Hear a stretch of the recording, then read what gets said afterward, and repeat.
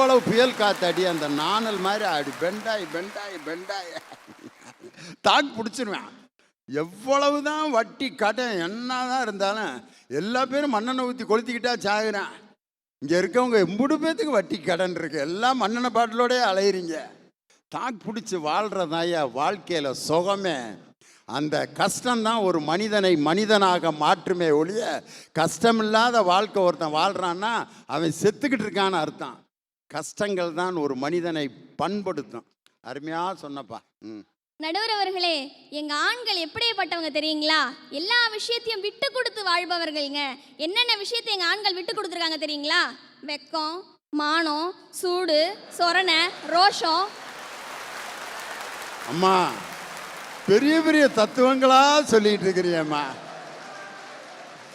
சின்ன விஷயத்தை ஊதி பெருசாக்குறது பெண்கள், பெரிய விஷயத்தை கூட யாருக்கும் தெரியாமல் மறைக்கிறவன் ஆண்கள். அருமையான ஃபிலாசபி. அதுக்கடுத்து இப்போ சொன்னாங்க பாருங்க, ஆம்பளைய மாதிரி பல விஷயங்களை விட்டு கொடுக்கறது யாருமே கிடையாதுன்னு.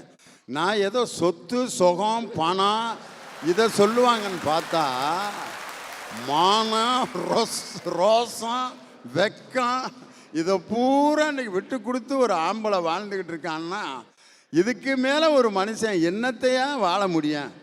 அப்பா சூப்பர்மா, உண்மையிலே உனக்கு நல்ல கணவன் கிடப்பாமா.